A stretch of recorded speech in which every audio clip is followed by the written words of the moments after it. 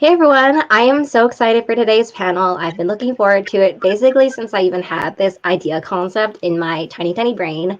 And I'm so happy to be communicating with everybody else. And I'm so happy that everyone's tuned in and that you're all as excited as I am. Some general housekeeping rules. First of all, we're going to be chatting about Asian YA in general, writing, everything basically is up for grabs. At the end, we'll have about I don't know, maybe like 20 minutes for questions. So keep your questions in your head, and then I'll remind everyone when to put your questions in the chat box. Just a reminder as well, we don't tolerate harassment. So if you do, then it will be unfortunate for you what happens. But anyway, we don't tolerate any harassment. So, let's be kind. This is a safe, happy space. And yeah, I'm going to let everyone introduce themselves so they can talk about the books that they're excited for. And we'll jump into it. I'm so excited, and it's going to be a really amazing discussion. So, Tracy, do you want to kick us off? Yeah, hi, I'm Tracy Chi. I'm the author of We Are Not Free, which is a young adult historical set in World War II, wherein a group of Japanese American teenagers are forced from their homes and then incarcerated in these incarceration camps by the US government. That's loosely inspired by some of my own family's experiences in the Japanese American incarceration camps. It came out last year in 2020, and it was a finalist for the National Book Award and got a Prince honor. And I'm really, thank you guys. I'm really, really excited about it. But next year, it's this side now. 1,000 Steps Into Night is coming out in March of next year, and I am swinging right back to fantasy. 1,000 Steps Into Night is a Japanese influenced kind of folktale-ish road novel about a girl named Miyuko who is very ordinary, very meek, very humble. She lives a very, very small life until one day she is kissed by a demon and then begins to transform into a demon. And she's like, oh dear, oh no. But then she's like, well, maybe there's something to having this power. Maybe it's not so bad. And then she goes on this whole journey about it. So that one's coming out in March of next year. Yay! Can I just say as well, that's so good. I've just finished reading it and I recommend it to everyone. It's so like fairy tale luscious, and I love Miyuko. She's a great heroine.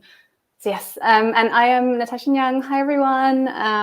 My third book in my Girls of Paper and Fire trilogy came out. Oh my God, what day is it? Came out sometime this week, Tuesday. Tuesday, so it was a Tuesday. Came out on Tuesday. I don't have it with me. I probably should. Oh, I have a Spanish copy of the first book, just randomly on me. But it's a Girls is a series about a Asian inspired fantasy world based on my cultural heritage, which is Chinese, British, Malaysian, and it's a world where there are demons and humans, and every year a demon king takes 8 human girls who are called paper girls for his concubines, and it's the story of a love story between 2 of the girls. And I'm very excited to have finished the series on Tuesday and to move on to lots of exciting new things. Hi, my name is June, and I'm the author of The Forest of Stolen Girls, which came out this year, I think. Yes, I'm pretty sure it came out this year. Yes, it did. And it's about 2 sisters who have to travel to Jeju Island in the 14th century looking for their father, who happens to be one of the most renowned detective in Joseon, Korea, who goes missing while tracking down 13 missing girls. And so while the sisters look for their father, they end up getting embroiled in this entire investigation, trying to figure out why these girls are going missing. And my upcoming book, The Red Palace, is a court thriller or palace thriller, and it's about a palace nurse and a police investigator who team up to look into a string of grisly murders.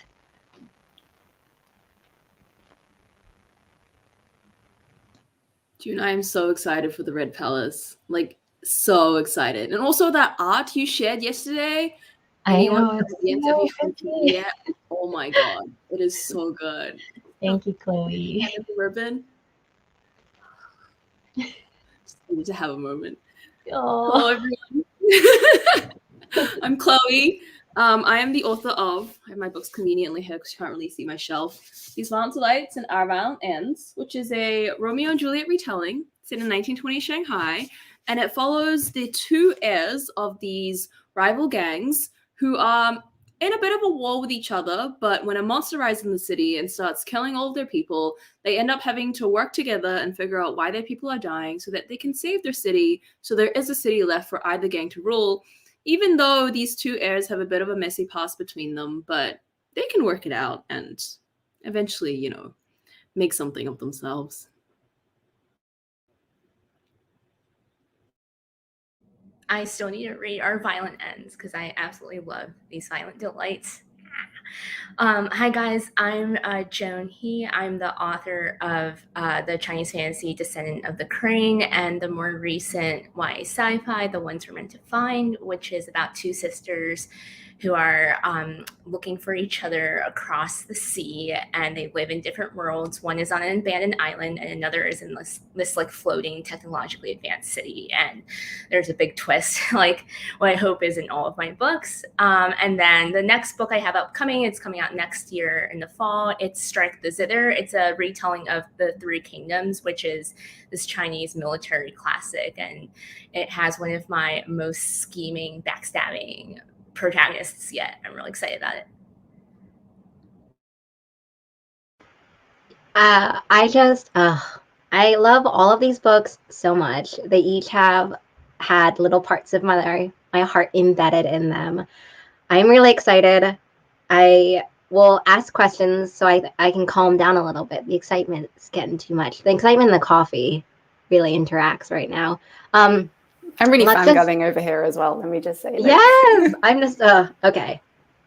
The first question I want to start off with. This is one of the things I was thinking about a lot, especially, and it's when you're trying to sell your books. Did you feel that it was hard to sell your? Oh wait, am I muted? No, I'm not muted. Okay, sorry. Did you feel like it was hard to sell your story because of its subject matter, the ethnicity of your main characters, etc.? I mean, I'm just going to jump right in here, like 100%. Like, no lie, you know, like not going easy about it. Yeah, I mean, a lot of the rejections that we got is actually said it was too diverse. And so, well, I mean, Girls is a queer love story. It also explores and confronts like issues of, you know, sexual trauma without hiding away from it. I think we kind of know what too diverse is getting down to. And I did have a situation where I almost got into a publisher, but then another book, which was another Asian fantasy book, came along, and that one was published instead. And so I'm just putting it out there, like 100%. Yeah, I definitely. Phil. Oh, sorry, June, did you unmute or? No. Okay. I definitely agree with Natasha. I mean, like my debut Descendant, when it was on sub, it went on 2 rounds of sub. And while we didn't get rejections like too diverse, because I think editors at that point were a bit careful to not say that, they definitely used like other sort of rejection reasons that ultimately come down to like the Chinese and whatever cultural influences were in the book. Like, for example, they're like the world building is too dense. The character is unrelatable. Like those are ways that sound unrelatable character. Yeah, I think those are like methods that you can reject a book that make it sound more objective. But in reality, I think reading is so colored by our subjective experiences, and the character not being relatable or whatever is oftentimes code for not like being like us, right? So at the end of the day, I mean, Descendant, I was really happy that it sold, but it definitely sold to like a smaller publisher for a very tiny advance. And I think a part of that, when I compared that experience with then how The Ones We're Meant to Find, my second book, sold, I really think it does come down to that diversity factor, because even though The Ones We're Meant to Find follows like Asian protagonists, it's not actually about culture and race or anything like that. Like the story is a very dystopian, like a homage to like the dystopians I read, whereas Descendant, like everything about that book was very Chinese influenced. So yeah, I'm honestly just in awe that I managed to sell Strike the Zither, because that's even more Chinese than Descendant. But I think luckily, young adult has changed, and a lot of that is due to all the authors like here today and other authors who are pushing the genre further, the age group further. Yeah, completely agree with everything that has been said. I also think it's fascinating because it's like it was a bit of a mixed bucket for me because I would get these rejections that would say things like, "Oh, we have something on our list that's already a like urban city setting." And I was sitting there thinking like, "What does that mean? Like you have one already that's set specifically in 1920 Shanghai?" And I waited like about a year and I went back to that imprint and I was like, "I don't see anything set in 1920 Shanghai." So did you mean like you have another book set in like what, Singapore? Like that's what you meant by urban setting maybe? But there were those rejections. But then on the flip side, I also think my path was a bit easier because I mashed a very Chinese setting with Romeo and Juliet.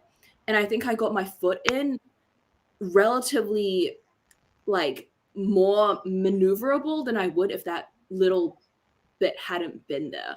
And I think after getting through my debut by mixing like a very Eastern setting with a Western concept, I've been allowed to do more like Chinese things with my further books. Like it's been very interesting to me how like my third book, it's very like the genre is just completely mishmashed. It's very like not easy to market, but I managed to get through anyway because the first book has already taken me through with, you know, the more Western aspect, I would say.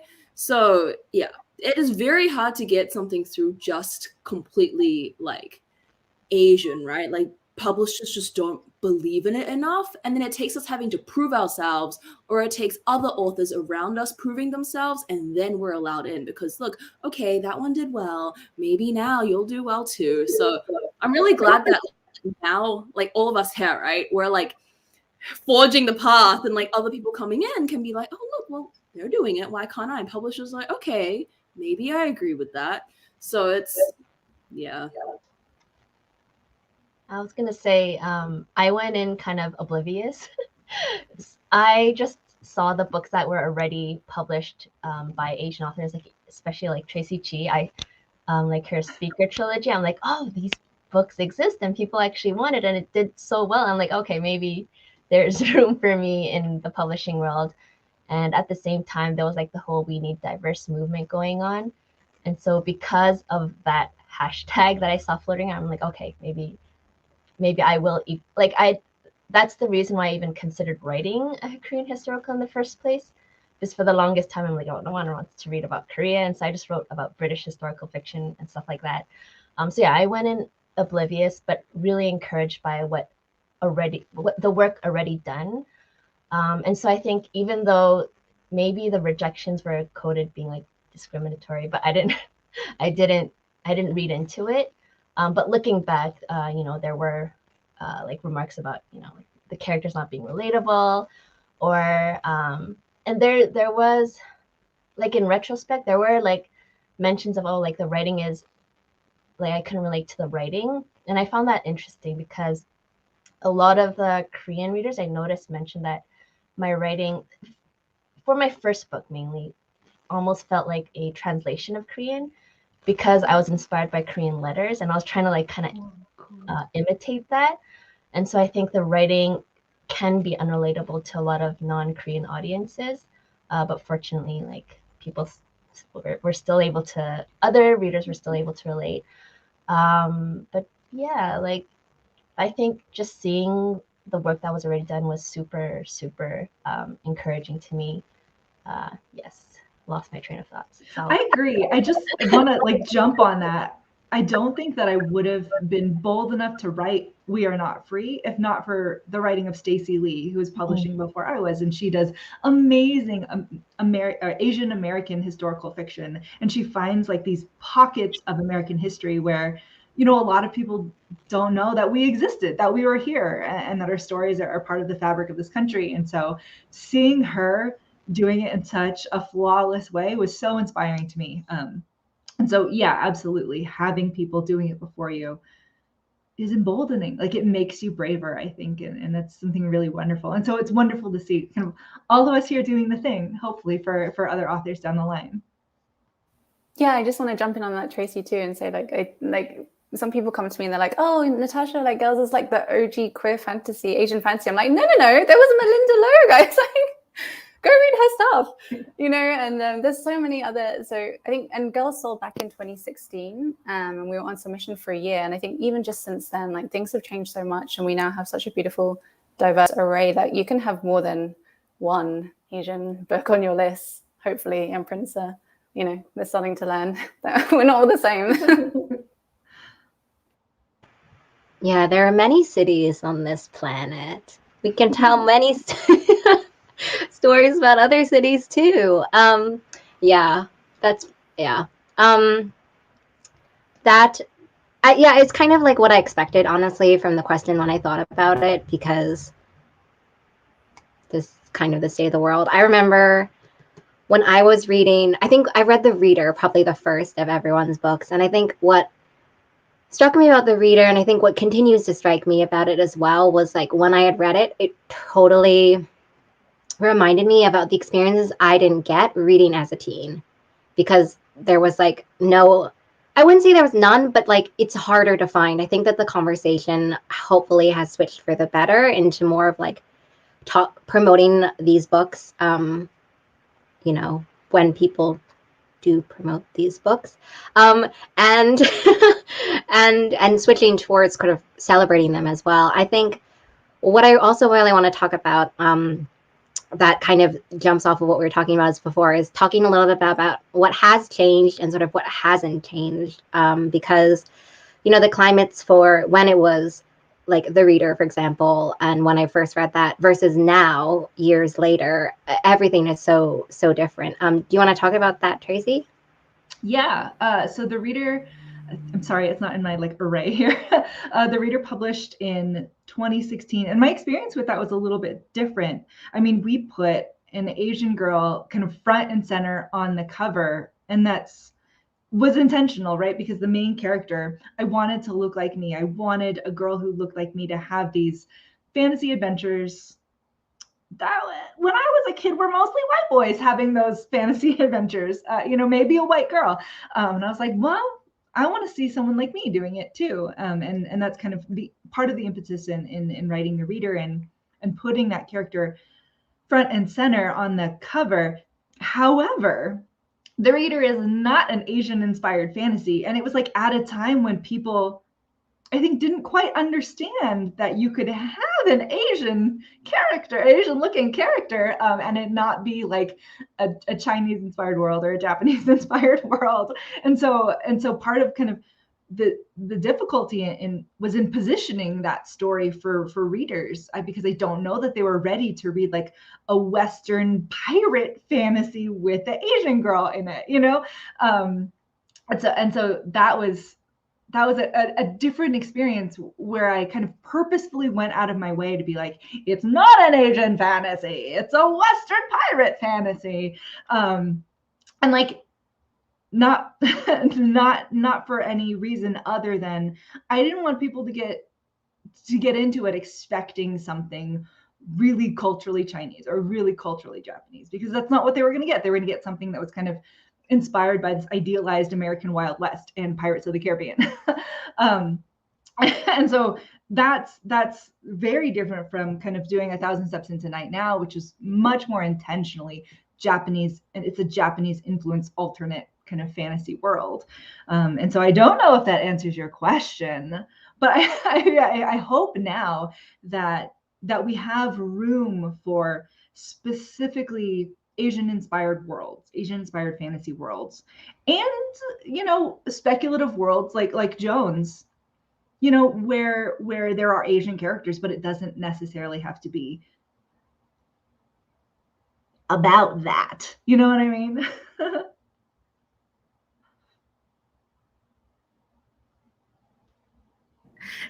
I was gonna say, Tracy, like I definitely like feel a lot of your, I guess, like angst in that regard, because I feel like when we say like our books like have representation or etc., like it causes these readers to have expectations, and for that thing that we are saying we're representing, even if it's our own experience, to come under scrutiny of everyone who's looking for something specific to them. And I mean, even now, I feel like while it has changed, like I've seen people who have written about their own experience, said something is an Asian, East Asian fantasy, and then had people, like readers, come into it and tear it apart, which is why I'm like, on one hand, I'm like, wow, like when I promote my things as Asian fantasies, because that's what they are, I never would have thought like I'm representing everyone. And I think that's something that's still an issue even now that is facing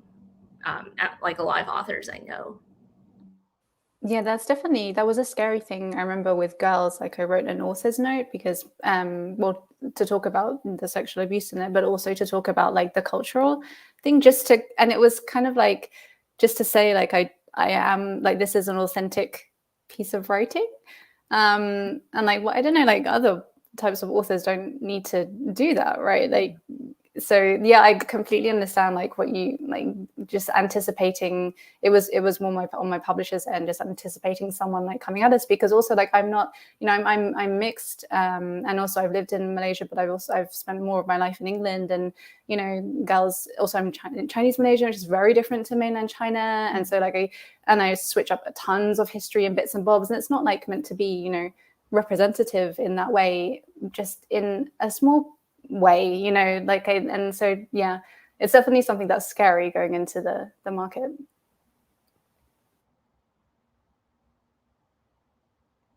I'm really curious about for all of you, do you feel like where are these criticisms or these misreadings coming from, right? Because like for me, A Thousand Steps into Night is going to be like my first explicitly Asian influenced fantasy, and I feel like pressure coming from two sides, right? From this kind of generally white imagined audience, and then an Asian imagined audience. Like, is it accessible enough for this white reader? And then is it, I don't know, nuanced enough, or like, is it accurate enough? Because like, it's, and I'm trying to be really clear about this in the promotion for A Thousand Steps, it's not Japan.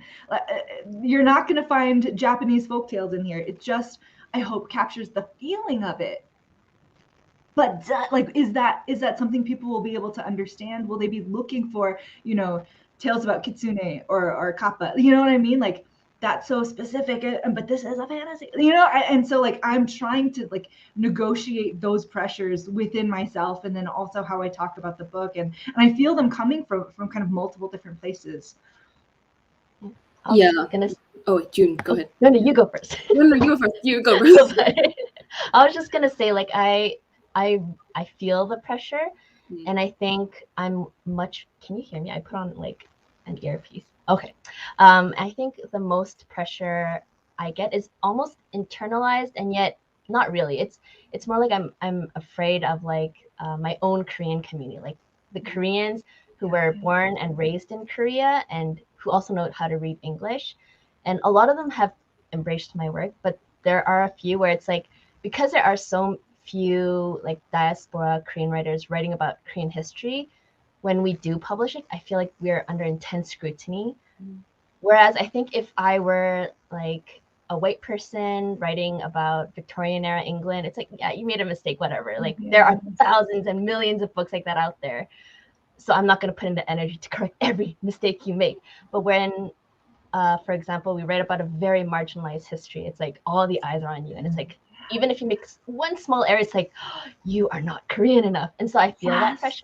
And I've been criticized in that way for like little mistakes I've made that I've improved on in my work. So like, I love learning, but it's like, could you not be a bit more kinder when you're pointing out these errors? So that's what I felt. Chloe. Or Chloe. I'm so glad you went first, because that was beautifully put. I'm just like, oh my God, I completely agree with that. And then Tracy, what you were saying too about like the both sides, there's just the balancing pressure, because there's your own community, right? Where you're trying your best not to let them down, and you want to pay homage to this culture and have them like take it and be like, okay, wow, this is adding to something that I haven't like seen as much of. I'm glad that there's more happening. There's that pressure to make it, you want it to be received well by the specific audience that you even view as your target audience. And then it's really hard too, because you're trying to, like, I think for history too specifically, you want to put this history in so that these readers can see themselves. And then you have like the majority white audience, where I've lost count of how many times I've been tagged in reviews of people being like, I really didn't care for the nationalist communist plotline. I'm like, that was real history, but like whatever. Anyway, like there's like a there's a huge like flippancy and like a disregard out of the majority white audience for this true history that was, it just meant so much to the like target audience that I'm writing for. And it's just it's almost like it's so hard, like balancing between like, I guess, what a majority want to read about and what you're trying to write about for a minority who haven't seen this kind of like, story and culture before. But it's like, it's hard. I guess I don't really have an answer except that it's hard. We can all like angst about it. Chloe, sorry, I just wanted to jump in on what you said, because I had loads of reviews who say that the book is like too like the Hunger Games, that Gun in the Lens, Girls, Paper and Fire is too like the Hunger Games.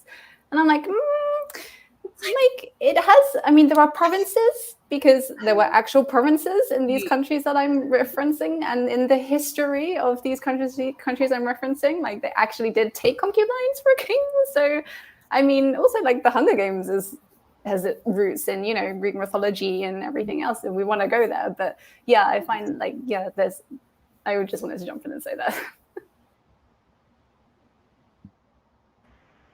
Yeah, I think what Tracy was saying as well, this line between sort of approachable and also authentic, right? Like striking this balance between two different types of people. And I guess I don't know if there is a right answer, but how do people, it's hard, how do people kind of balance this, right? Because for some people, writing these types of stories is very much, for example, what I sort of interpret a lot of mine are, which is kind of what I wanted to have read, what I wanted to read when I was a teen, right? And so very much kind of like wish fulfillment. That's how I read a lot of my things, because like I get an affirming kind of like, wow, I really am very happy reading this, because I can just imagine how much like little Lily would have enjoyed this. Isn't that so great? And I don't think that doesn't track for some people. And I don't think it means as much. Like when I read 1,000 Beginnings and Endings, this like YA Asian inspired reimaginings of like folk tales and fairy tales and everything like that, right? There's a very distinct group of people that will resonate more with that kind of work than other people. And so, I mean, like Chloe was saying, like, I'm not sure if anyone else has like sort of tips on how you maybe not position it, but like tips on how do you balance this balancing act? Like, how do you sort of live with it? Because you can't make everyone happy, I guess, at the end of the day.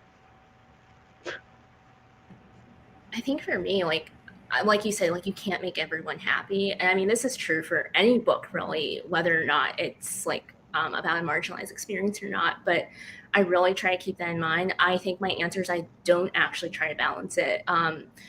I understand that there are choices I make by writing certain niche topics that do close commercial avenues. Like, for example, I don't think Descendant is ever going to sell like foreign rights in China, for example, because it's too close to what like the native Chinese authors are writing and not like Western enough that they wouldn't have any reason to like, buy it from me when I'm like not like one of their native grown authors. So there are choices that you have to make. And like when especially like the more I write, I think the more my eyes have opened to like, okay, I could take this creative choice and it might, I mean, the key word here is it might open more opportunities, because you never really know like how a book is going to do, even when you have like all of your publishers support, etc. But like, there are certain things that you can see where you're like, okay, this is going to make it more niche, right? Like it comes down to things like names, or even like how vast, or like what aspects of history you want to incorporate, like what Chloe said, like not that many people know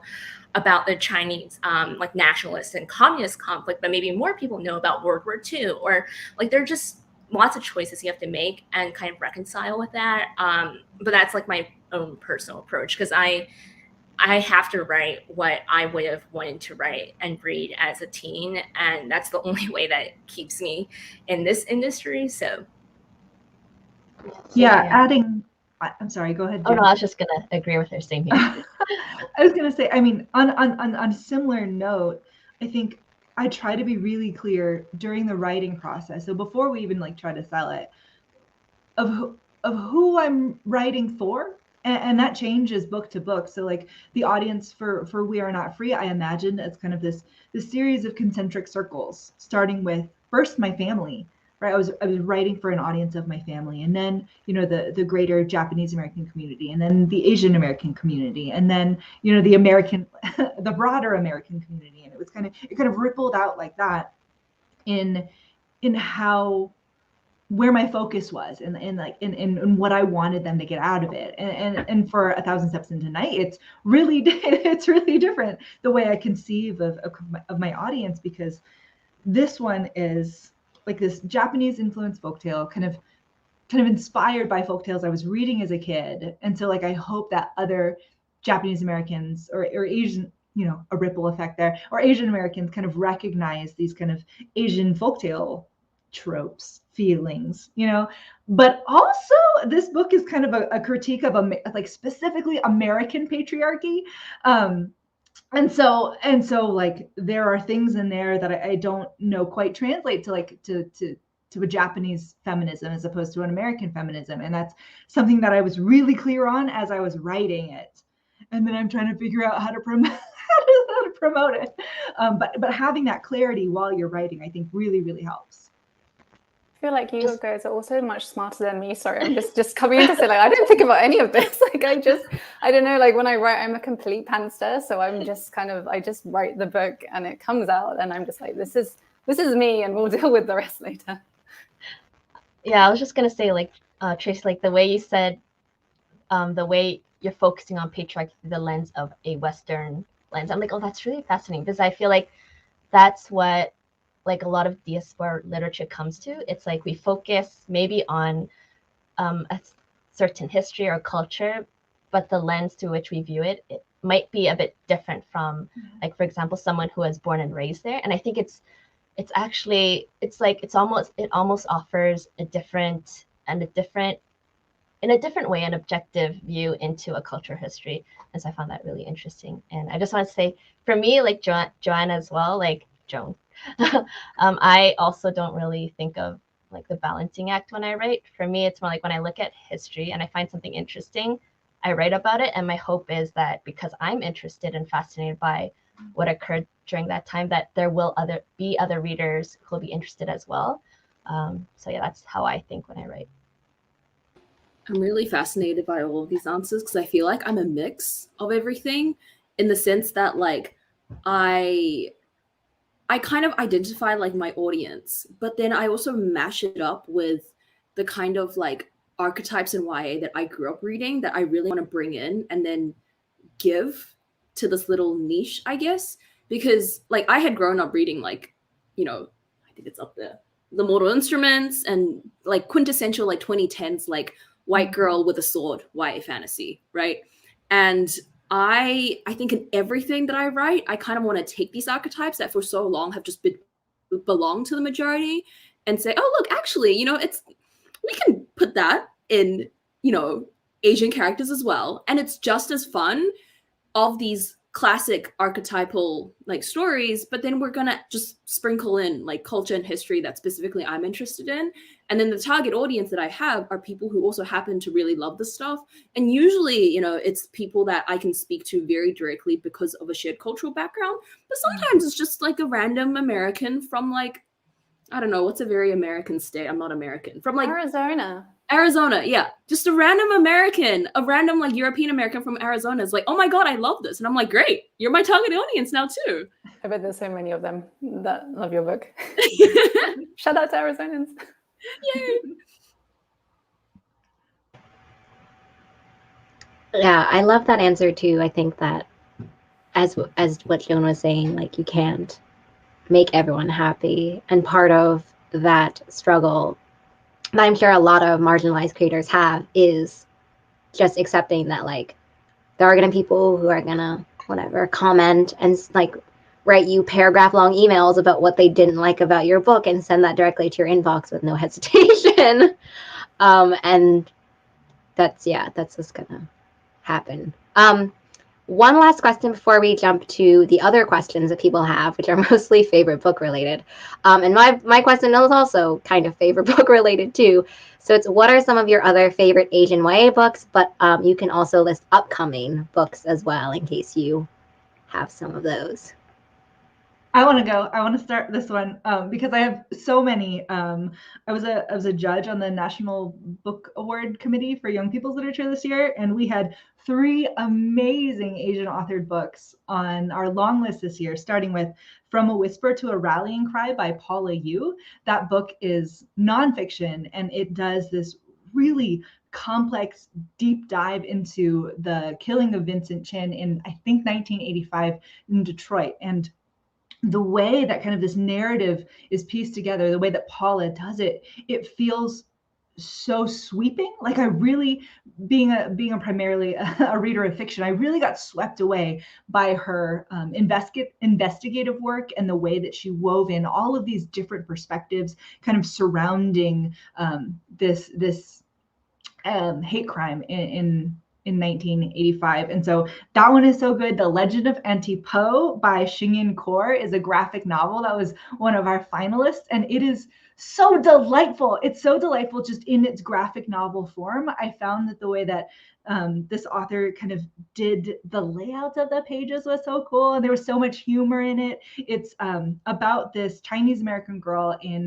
1885 in the Sierra Nevadas working in a logging camp, and she's like navigating kind of her place and her future as a Chinese American girl, like in the era of Chinese exclusion and what opportunities are available to her, and also this very masculine like logging camp world. And also she has feelings for her best friend B. Like it's so also, and she like is an amazing storyteller, and like and so beautifully kind of takes this legend of Paul Bunyan and kind of turns it into the legend of Auntie Po, kind of similar to I think what Chloe was talking about, where we can take these things and we can make them our own. So that one's so good. And then our winner this year was Last Night at the Telegraph Club by Melinda Lowe. It's YA historical. It's set in 1950s San Francisco, Chinatown. And it's about this girl named Lily who is she is discovering the kind of person she is within the context of like she wants to be a mathematician and like an aerospace engineer, but also she's discovering that she's in love with this girl from her class named Kath. It's so beautiful, so nuanced, so detailed. And again, to see kind of these pockets of American history opened up for us in this way, Asian American history, queer history, it's so beautiful.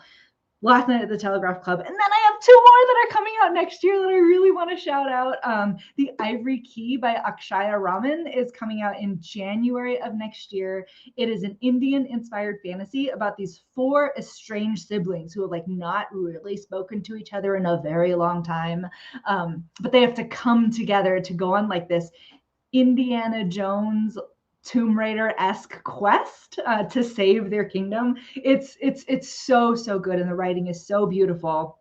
And then I'm really excited for, I haven't read it yet, The Girl Who Fell Beneath the Sea by Axie, which is like, oh my god, I read it. It's great. You'll love it. Oh my gosh. Okay, it's supposed to be on its way to me, and I really want to kind of crack it open. It's supposed to be a Korean folktale retelling, and I'm way into folktales right now, so I'm so excited about The Girl Who Fell Beneath the Sea.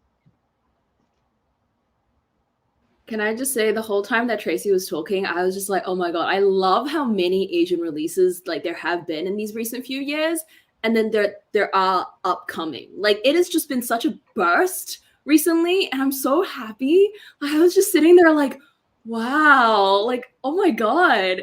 I was also, as I was sitting there, I was I was digging through my camera roll because I could have sworn that I had a picture like this. But I distinctly remember when Girls of Paper and Fire first came out, I was still a teenager.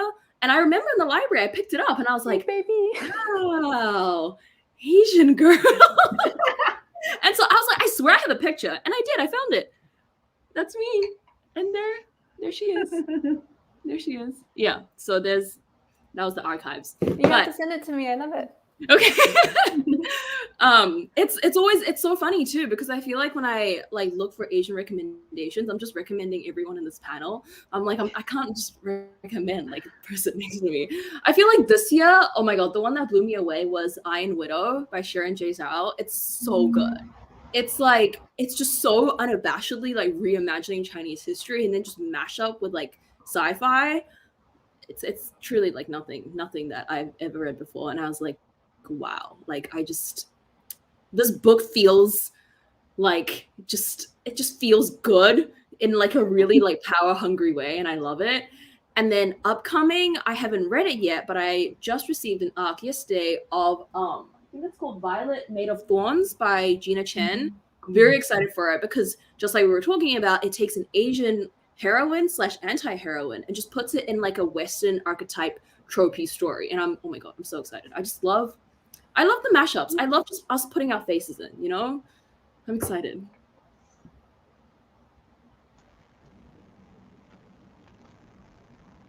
Jean, did you want to go? Go first. I was gonna say, I have to second Chloe on Iron Widow. I absolutely loved not only Wu Zetian, but also like the cameos from like the Three Kingdoms characters in that book. It was awesome. Also really excited for Violet Made of Thorns, and recently a release that came out is Jade Fire Gold by June Tan that I have read multiple versions of, and they're each as epic as the last, so highly recommend.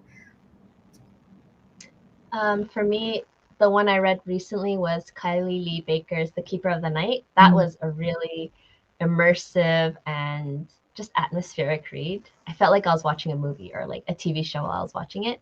And an older one is, I hope I pronounced the name right, Intisar Kanani's Thorn. That was such like just a sweeping retelling of a fairy tale that felt like it should be like a classic. And I really love that book as well. And I love anything that Celeste Ning writes. I really love I mean, I think we've all read it, the Poppy War series, right? And I know it's not YA, but we are on an Asian YA. I just saw the title, but it's, you know, I think there are YA readers who will love it. I mean, I would have loved it when I was a teen very, very long ago. But also, I don't know if this is controversial, but I also like an Indian writer. So to me, Asia can be, you know, it can be the whole continent. So we're going a bit wider. She's a British writer, Sangu Mandana, and she wrote the Celestial trilogy. Oh my god, it is so good. And yeah, I will forever love that series. Space opera, Indian mythology, so fun.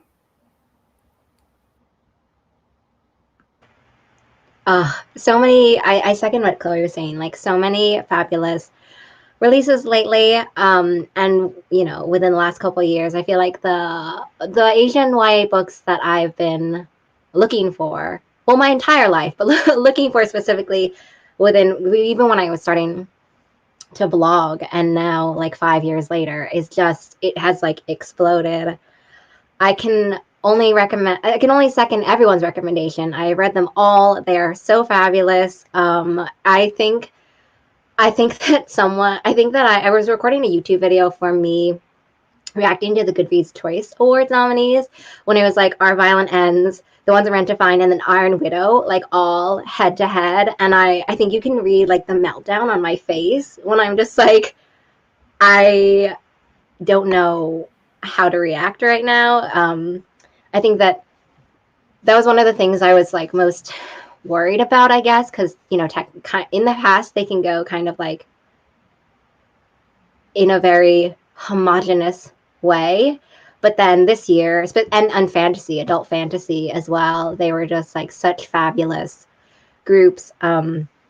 of things. I'm halfway through Daughter of the Moon Goddess, and I really love it so far. So pretty. I'm only halfway through, and the UK cover is also really gorgeous. Of that one, I'm gonna go to an audience question, and they asked. Hold on, I gotta scroll up. They asked, "What book from 2021 do you recommend we read as soon as possible?" So from 2021. What year is 2021? Is it this year? This year? It is. Yeah. Okay, I'm sorry. I don't know. No, it's okay.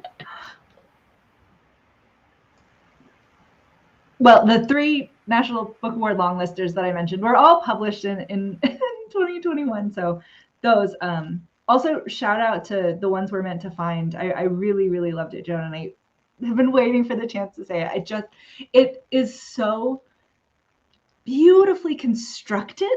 The dynamic between these 2 sisters and the way that we follow each of them. And then also I really, really appreciated how it also felt to me like a commentary about our personal responsibility when the stakes are global.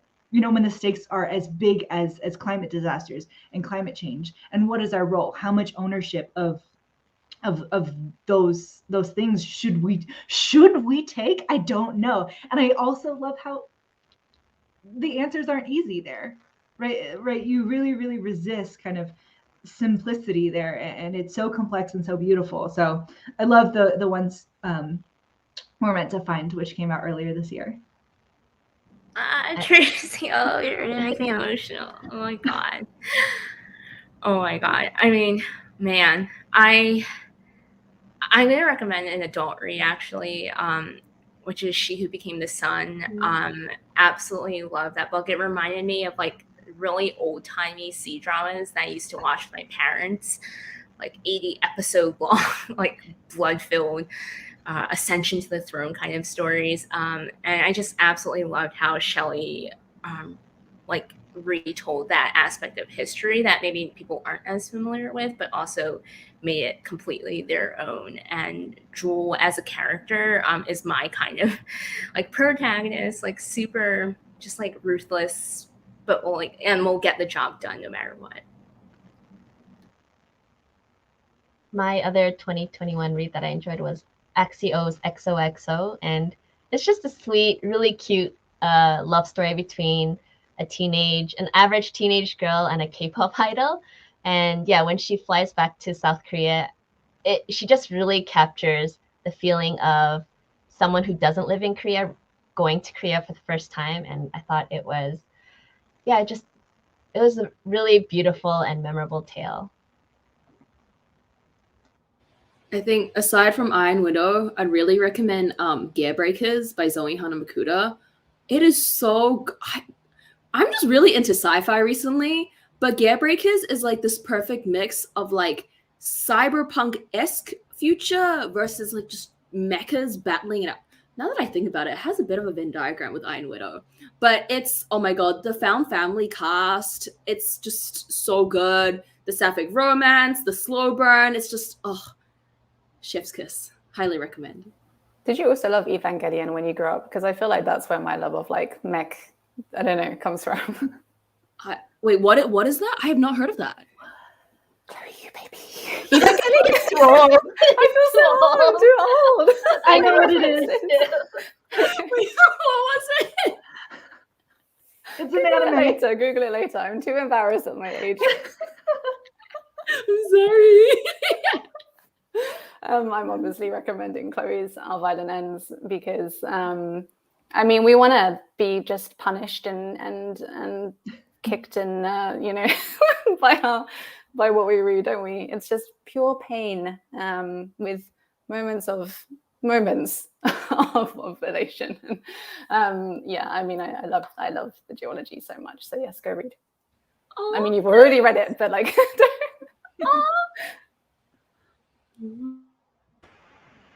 Yeah, all of those are so fabulous. This 2021, I hope that it only kind of like gets better, obviously every year that goes on, but 2021 was such a beautiful year for Asian YA and also like Asian fiction in general, right? Like The Burning God was this year, I'm pretty sure. So many things. Another question we had as well, which was specifically for, it's so far up, authentic queer relationships in books. So I want to know if anyone had any recommendations.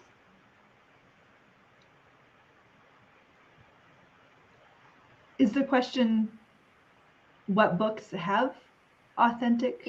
Recommendations for like great authentic queer relationships in books. I think your like Last Night at the Telegraph Club is also really fabulous, and the questioning rep and like how Lily has to deal with balancing personal safety versus like personal ambition, I think is a huge theme, twofold in the Last Night Telegraph Club, where she has to like balance her own desires and ambitions and loves versus sort of her family safety and her safety and like being safe.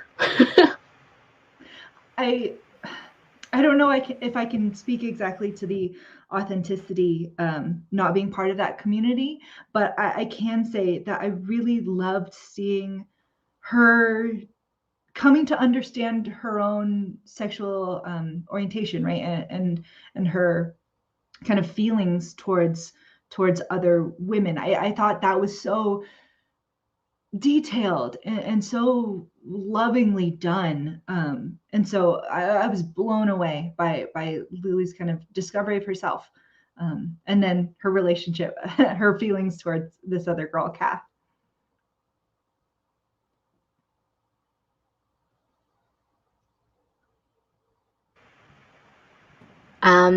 Which of your it doesn't say which of your characters. Which of the characters do you relate to the most and why? This is a hard one. Like in general, like in any book? I think it seems to be, because it doesn't say which of your characters. So I would have read it as like which of any characters. It may be that I'm misreading that and it should be your characters, but I want to know it's up to which of your characters you guys relate to. Because I'm definitely, if you've read Girls, I'm definitely a Lay and not a Ren. I just want to be a Ren, and I fancy Ren, but I'm a Lay. Like, I am not, I don't have that physical strength and the way that she can, like compartmentalize, and like I'm someone who really leads with my heart, and went on my own giant journey of like naivety and discovery, and like I also really believe in the power of kindness, which I saw that sounds like it's like a song, power of kindness. But yeah, so I don't know. I'm definitely a Lay. I feel like I have trouble always with this question because I want to say that I'm a Julia, but I'm not. Like, Julia is what I aspire to be, but what I actually am is like a mix between like Benedict, Kathleen, and Rosalind. Like, you just put all of them in a cauldron and just stir, and it's just anxiety and overthinking, and that's just me. Yeah. I think I'm bits of my three main characters. So like Sol from The Silence of Bones, I relate to her homesickness and her loyalty to family, and she'll do anything for her family. But the whole like, I'm gonna put my life out there and find the kill. I'm like, no, I'm not that. And and in The Forest of Stolen Girls, the attitude the older sister has towards the younger sister, that was me and my sister growing up. Like my friends were like, do you hate your sister? Because I was just like, I'm not gonna play with my younger sister. But like now we love each other. But yeah, growing up there was that kind of tension. And then with the heroine from the Red Palace, I relate to her main struggle, which is she never, as a teen myself, when I'm not a teen now, but like when I was a teen, like I relate to the struggle feeling like, am I relevant? Like no matter how much I achieve, I feel like I'm not good enough. And that's her constant struggle. So yeah, each of my heroines, I feel like I relate to the heart of their struggles, but not their courage. Like I aspire to have their courage. Yeah. In the Reader trilogy, I think the character I identified most with was Lon. He's not the main character. He is like this he's a librarian. I mean, he's a really ambitious nerd, basically, and that I really I feel that very strongly. Very ambitious, very bookish, mostly introverted, but kind of want to conquer the world. I think I love how kindly you guys speak of your main characters. I very much dislike Hasina, even though from Descent of the Crane, even though I mean like she has like my anxiety and like kind of like stress and like stressful situations, but I put a trait in her that I personally really don't like, which is her righteousness, and how she really has this really strong sense of what's right or wrong. And then in the ones, I think I'm way more like Casey in that I don't really know what to say or act in social situations, but I'm nothing like her in terms of like her logical abilities. I'm much more emotional than Casey is.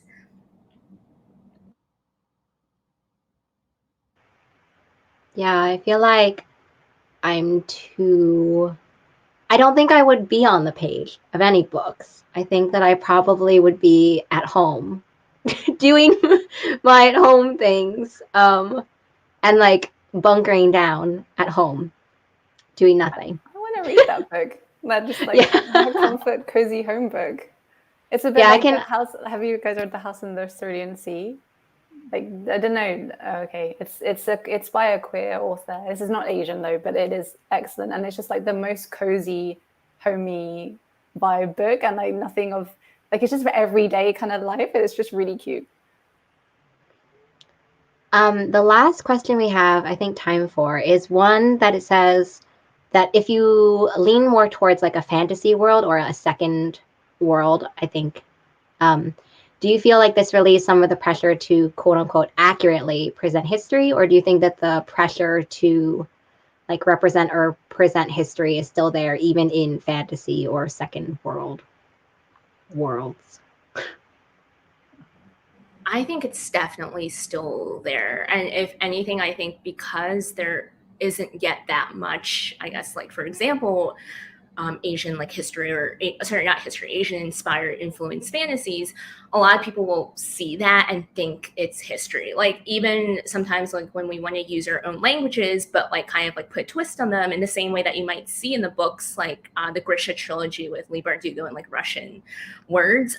Sometimes people don't take kindly to words or languages being changed in a way that like a white author would similarly do, because again there is that lack of, and so there again is higher expectations even if you're writing a secondary world fantasy.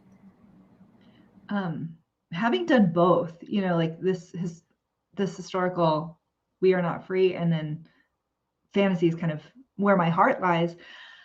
I find the pressure is greater with fantasy, and I think that's because with history the details are out there, right? If you really are not sure about something, you can try and find it. And then, you know, sometimes history is erased, or sometimes history is told not by the people who lived it. And so there's that. But generally, you can look to history. You can look to what actually happened for the details, for the facts. In fantasy, you kind of have to kind of make those decisions based on your own experience and your own storytelling instinct. What aspects of a culture I feel like I can use in this, and what aspects I can't, and like, should I use, like Joan mentioned, should I use the language? I made up a language for 1,000 Steps Into Night, right? Because I didn't want to put Japanese words in a world that wasn't Japan, you know, and so kind of having to make those decisions I find more difficult in fantasy than I did in writing a actual kind of thing based in reality. I completely agree. And as someone who's also done both because my adult fantasy that isn't out yet is secondary world, I find that the pressure isn't authenticity when it comes to like writing the history. The pressure is how that kind of authenticity gets processed. Like it's not like, oh my God, do I have every detail right? It's what are people going to think about these details, which is why fantasy feels a lot harder, because history, right? Like you always have the claim, like, go check the textbook. It's just that it's done. You've ended the argument. Whereas fantasy, people can argue, like, I think you've taken the wrong turn with this. I don't like how you've done this. And all of those more like subjective opinions then come into play. And that's kind of where the pressure comes in when it comes to how well it's received, whether it's taken the way that you wanted it to take to, whether you've done enough justice to it, and all of those questions.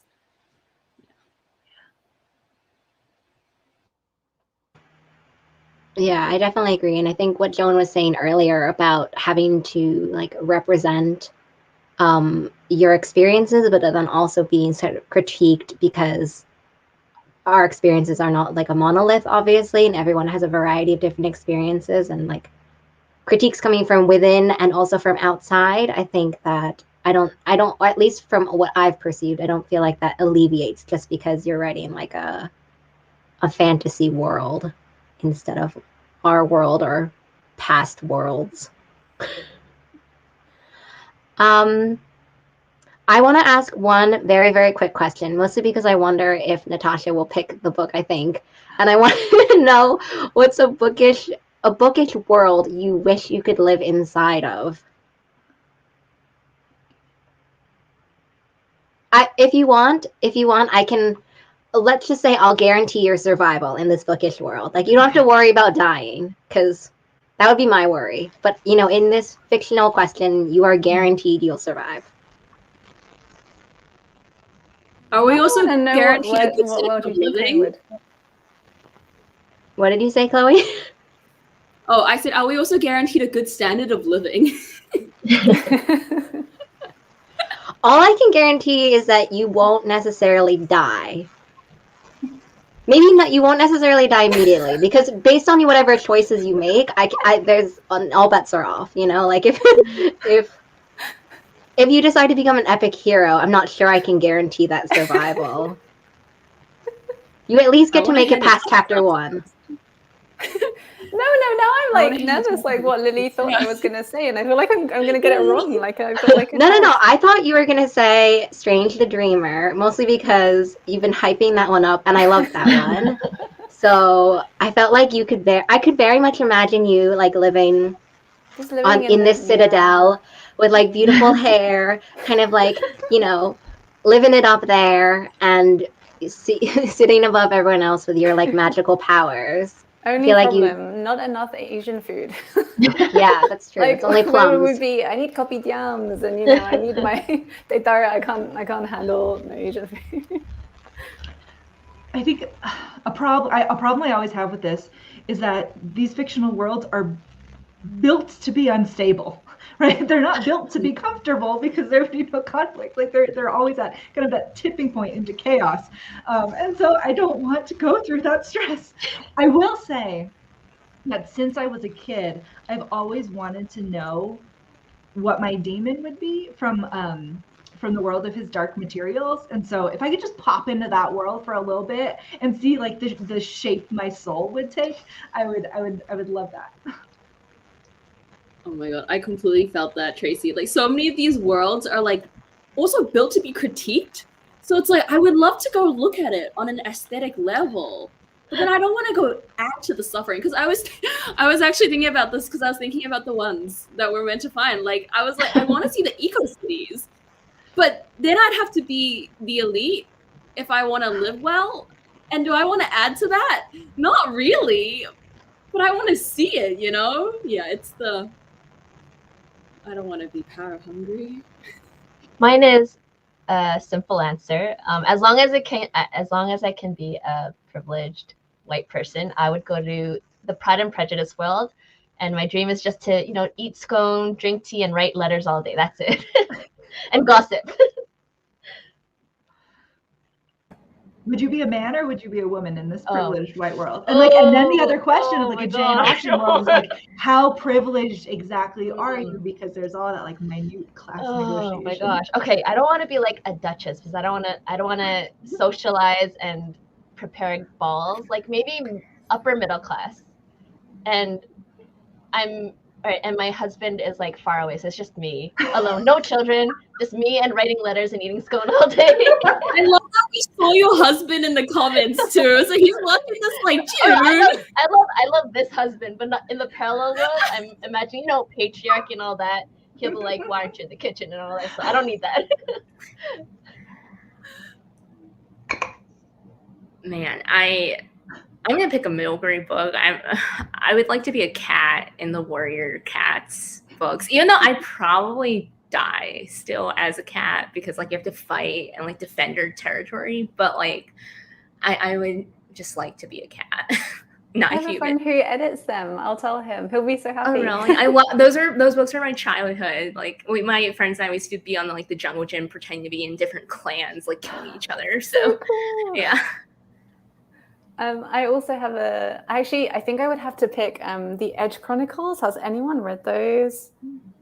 Okay, like I always, they were way more like I think more popular in Britain, in the UK, but they're like this huge world, and like they've got like I don't know, it's just like the most beautiful like sort of airships and things like this, and I just like sometimes when I can't sleep at night, I imagine myself like standing at the prow of a ship, like wind in my hair, and I'm just like sparkling, sunbeams, and I don't know, just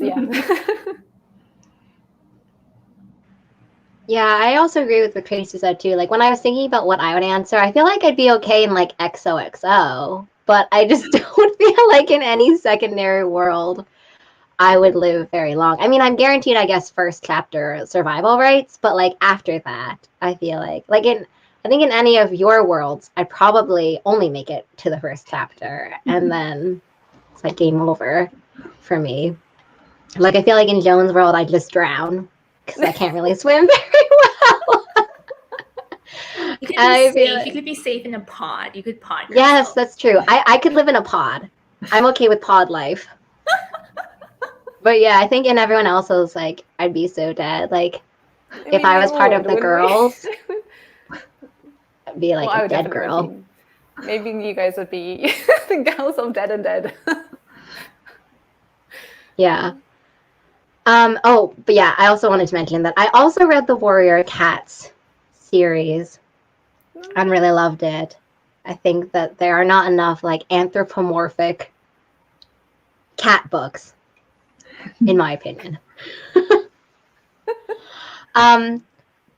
Thank you all so much. By the way, I will drop the giveaway link again. I totally forgot to do it earlier because I was just too busy listening. So this is the giveaway link. As I said, or I don't know if I said this, I'm going to leave the giveaway link up for like about a week so that if the time zones are cruel to you, you can still join us in our recap. I want to say thank you to everyone for coming. I'm pretty sure that in the description of this video, I think there are bookshop.org links for everyone's books. Hopefully, if I did my job right, like 2 weeks ago, there are. If there aren't, I'll fix that. And I would encourage you all to please support these authors and also get their books, request them from the library, tweet about them.